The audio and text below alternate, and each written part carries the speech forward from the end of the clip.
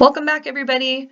This video is going to be how to maneuver through Google Classroom, kind of a refresher for scholars as they are sitting at home on their couch, a little discombobulated because they're not in the classroom. And parents, hopefully this will help you help your scholar with their distance learning. So I am in my Google Chrome browser and I've already signed in. I'm actually going to switch to my personal account because I figured out that I could use one of my own email accounts separate from school and invite myself into a class, and now I can actually, it's like I'm a student, and so I can see what the student sees, which allows me to help them more because our pages are different. My view and the student view are different. All right, so here I am. This is my fake student page with a real class. Students will actually have at least 4 classes listed here. There will be, so I'm in 7A ELA. Let's pretend I'm a 7th grade girl scholar. I would have 7A ELA, 7A Science, 7A Math, and it's almost like you're in a virtual school, okay? And this is the hallway.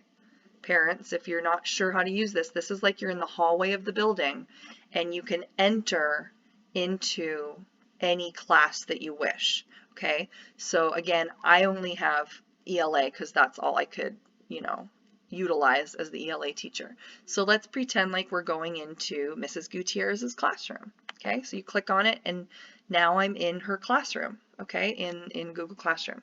So the default view is to take you into the stream, which I don't love because it's totally disorganized.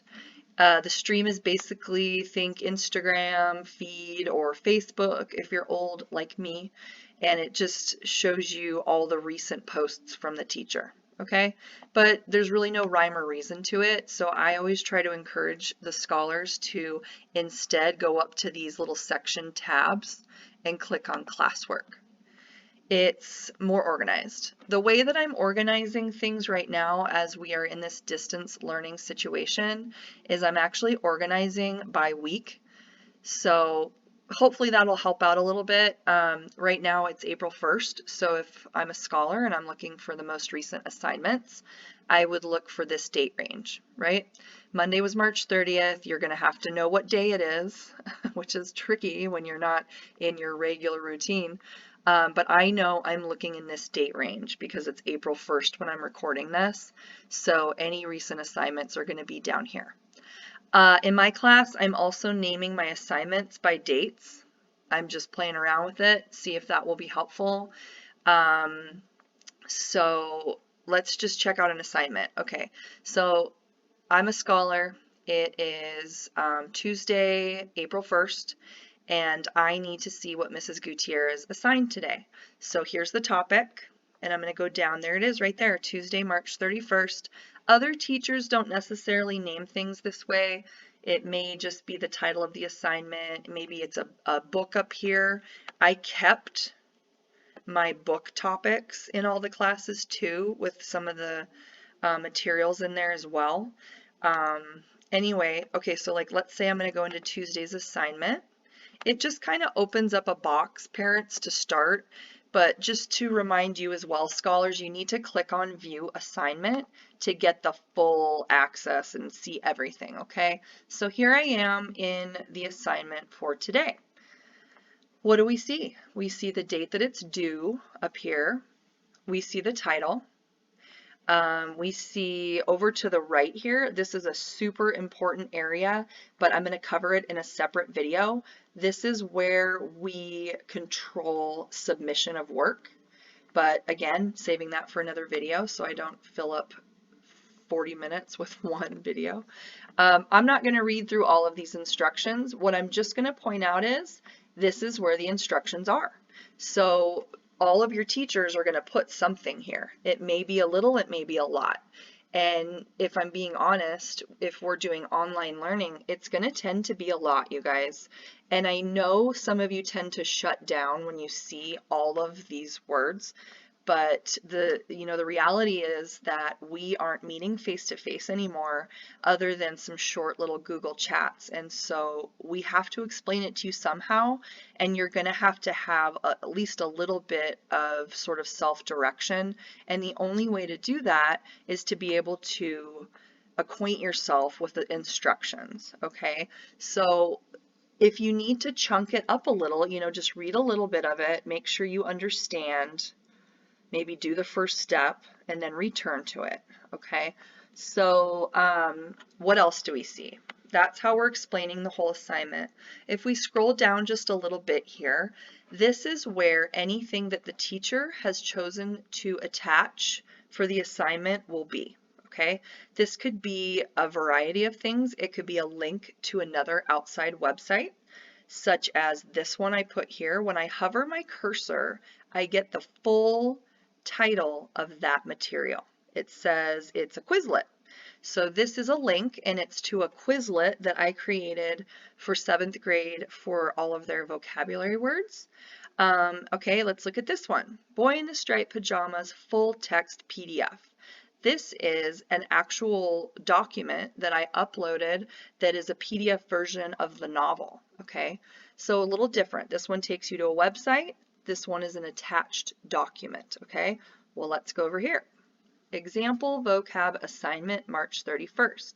In my instructions, I mentioned that I made an example of what the expectation is. So they can click on this, and let's just go ahead and click and see what happens. Takes me into a document that I created for them, and I basically just got them started. I don't always do this, but I've just been trying to throw out as much help as I can during this time. So I've already MLA formatted it. I've already answered number 1, and they can just copy it. Again, trying to make things just a little easier because these are not normal learning times that we are in. Okay, so that's just an example of something they might be able to click on and access in Google Classroom inside of an assignment. Okay, so things that are attached, instructions here. They can leave me a comment here, like if they want to just say, hi, Mrs. Gutierrez, I am struggling with the instructions. Can I set up a chat time with you? Oop. Bing. Oops. Bing. I really like sound effects. That actually pops straight into my email. So I will have just now on my phone, oh, there it is. It's on my phone. I just got a notification that one of my scholars is trying to reach out to me. All right. So again, I'll go over this in another video. If I want to go back into the classroom out of this assignment, you can hit the back button. I often click here, and that'll take me back into the classroom. What else do we see? Over here in the stream, you'll see some upcoming items. You can click on them from there. So this is kind of another quick access. I can click View All, and this is showing everything that's been due in order for the last week or so, okay? And then there's that lovely red missing alert that we all know and love. So I'm going to go over that part also in the other video. Scholars are in control of fixing this. They have to turn in or mark as done.